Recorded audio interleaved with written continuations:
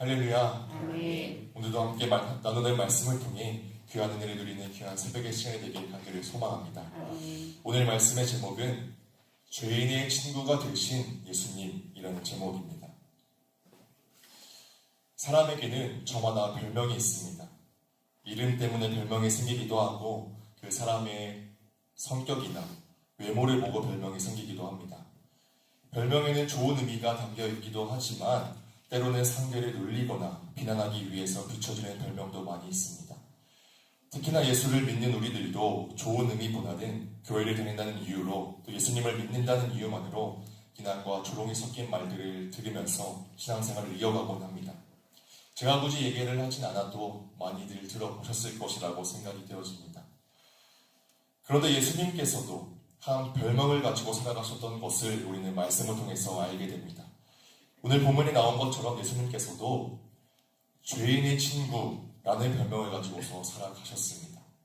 당시 사람들은 예수님을 향해 이것을 칭찬으로 한 말이 결코 아니었습니다.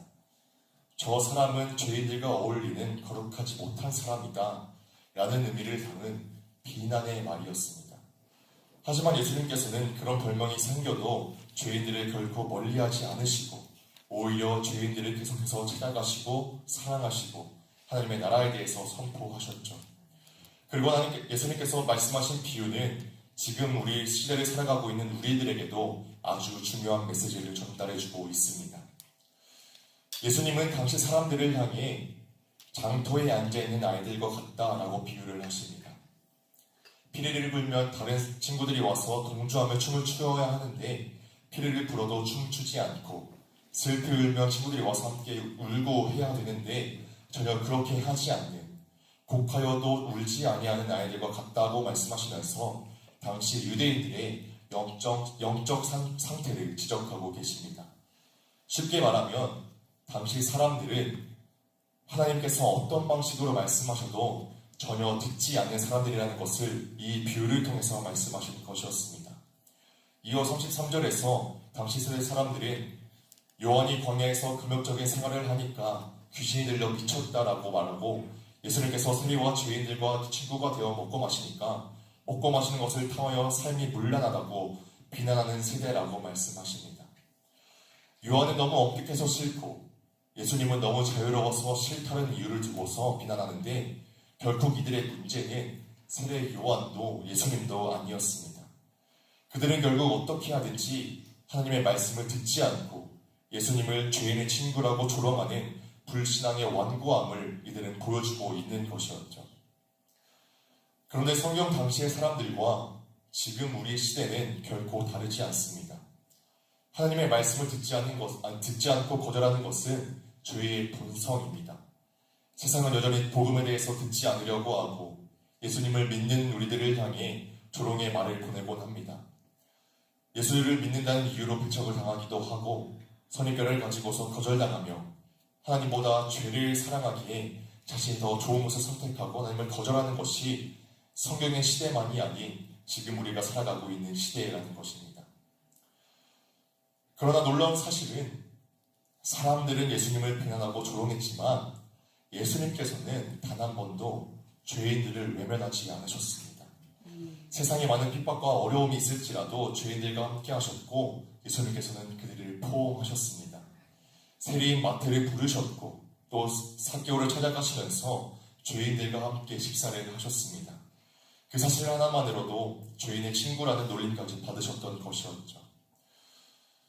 저는 처음에 이 말씀을 예수님도 그러셨으니까 우리도 그래야 한다라는 정도로 말씀을 생각했었는데 말씀을 이번 주에 준비하고서 묵상을 하다 보니 이 말씀에는 그것만이 아닌 전혀 다른 은혜가 있었습니다. 그것은 바로 예수님께서 찾아오신 죄인이 바로 우리라는 사실입니다. 우리도 세상에서 많은 조롱을 당하지만 예수님께서 그러셨듯이 우리도 견뎌야 하지라는 생각을 했었는데 죄인의 친구라는 말은 결국 나의 친구가 되어주셨다라는 말씀이었습니다. 그런데 예수님께서는 죄인들과 함께 하신다는 이유는 예수님께서 죄인들과 함께 하셨다라는 그 이유는 결코 죄를 인정하셨기 때문이 아닙니다. 죄를 미워하셨지만 죄인을 그럼에도 사랑하셨기 때문에 예수님께서는 죄인의 친구가 되어주셨습니다. 우리는 성경을 보며 바리새인들과 사두개인들을 보며 비판을 하곤 합니다. 그러면 안 되지. 저 사람들은 왜 저럴까 하는 생각을 하지만 그러나 그들의 삶과 우리의 삶이 결코 다르지 않을 때가 많다는 것을 우리는 알아야만 합니다. 우리도 죄 가운데 살았고 하나님보다 세상을 사랑하며 예수님을 믿기 전에는 거부하고 거절하던 그리고 의심하던 자들이 바로 우리였습니다. 그런데 예수님께서는 의인이 아닌 죄인을 위해 죄인인 우리를 위해서 이 땅 가운데 오셨고 그런 우리를 먼저 찾아오셨습니다. 죄인의 친구라는 별명을 보면서 우리라고 세상에서 무슨 조롱을 받든 아무것도 아니겠다라고 생각을 했지만 그 죄인이 바로 우리였고 예수님께서는 친히 우리의 친구가 되어주셨습니다. 요한복음 15장 14절 15절에서는 너희는 내가 명하는 대로 행하면 곧 나의 친구라 라고 말씀하시고 친히 너희를 친구라 라고 말씀하셨습니다. 죄인이었던 우리를 친구로 삼아주시고 영원히 죽을 수밖에 없는 우리를 다시 살리시고 구원하신 놀라운 기적을 베푸시려고 죄인의 친구라는 별명까지 가지시면서 당시 사람들에게 모진 고난과 비난과 조롱을 다 받으시면서까지 우리를 위해 이 땅 가운데 오시고 찾아오셨던 것이었습니다. 그렇게 이제 구원받은 우리 성도들은 세상 속으로 들어가야만 합니다. 예수님은 단지 나만 천국을 보내시기 위해서가 아니라 전 인류를 구원하시기 위해서 세상 가운데 오셨습니다. 그래서 이제 구원받은 우리를 다시 세상 가운데 보내십니다. 그저 예수님을 따라 살아가야 한다는 그 삶의 적용이 먼저 있었던 것이 아니라 예수님께서 찾아오신 복음이 먼저 있었기 때문에 그렇기 때문에 우리는 예수님을 따라 세상을 향해 복음을 들고 들어가야만 합니다. 그러나 지금 시대도 보면은 결코 복음을 좋아하지 않습니다. 기쁜 소식, 좋은 소식임에도 불구하고 내가 생각하는 것이 진리인 시대를 살아가면서 하나님을 가볍게 무시하곤 합니다. 때문에 예수님을 믿는 것 때문에 손해를 받을 수도 있고 오해를 받을 수도 있습니다. 그리고 조롱을 받는 것은 어쩌면 당연한 일이 되어버렸습니다. 하지만 예수님은 이것을 이미 아시고서 마태복음 5장 11절에서 이렇게 말씀하십니다. 나로 말미암아 너희를 욕하고 박해하고 거짓으로 너희를 거슬러 모든 악한 말을 할 때에는 너희에게 복이 있나니. 세상은 성공을 복이라고 말합니다. 돈을 많이 벌고 높은 자리에 올라가는 것을 복이라고 말하지만 그러나 예수님께서는 자신 때문에 욕을 먹고 박해받는 것조차 복이라고 말씀하고 계십니다. 우리는 세상의 평가를 따라 살아가는 사람이 아니라 예수님께서 나를 어떻게 보시는가가 더 중요한 사람들입니다. 예수님께서 말씀하신 장조의 비유의 핵심도 바로 이것이었습니다. 세상이 아무리 예수님을 거부하고 진리를 반대하는 자들이 아무리 비난하고 떠들어도 우리는 그들에게 휘둘려서는 안 된다라는 것입니다.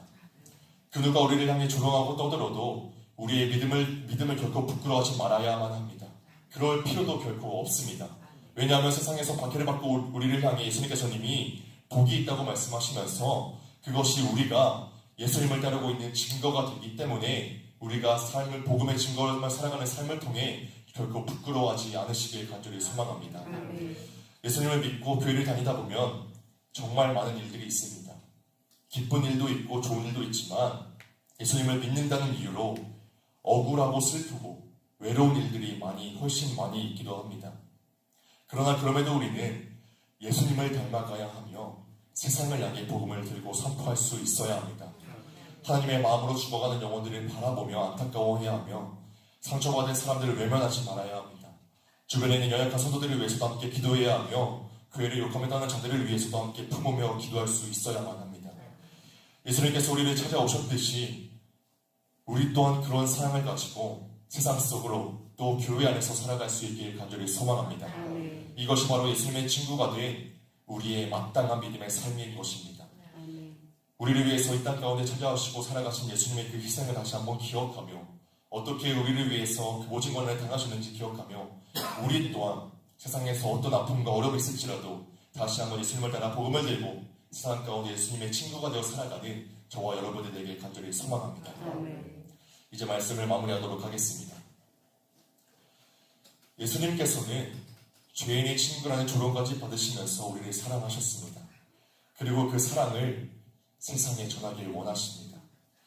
우리가 살아가고 있는 시대도 아무리 복음을 듣지 않고 예수님을 믿는다고 조롱하고 핍박할지라도 그럼에도 예수님을 닮아 저희를 더욱더 안타까워하며 사랑으로 품어내고 기도하는 우리 모두가 되길 간절히 소망합니다. 주변에 어려움을 당하고 있는 지들을 위해서도 나는 정말 예수님처럼 친구가 되어 살아가고 있는지를 다시 한번 생각하며 우리를 죄인이 아닌 하나님의 자녀라 부르시는 그 은혜 안에 거하는 우리 모두가 되길 간절히 소망합니다. 수많은 조롱 속에서도 예수님께서 우리를 먼저 친구로 삼아주시고 사랑하셨듯이 우리도 다시 한번 세상으로 들어가 그 사랑을 전하게 되길 주님의 이름으로 간절히 축복합니다. 함께 기도하도록 하겠습니다.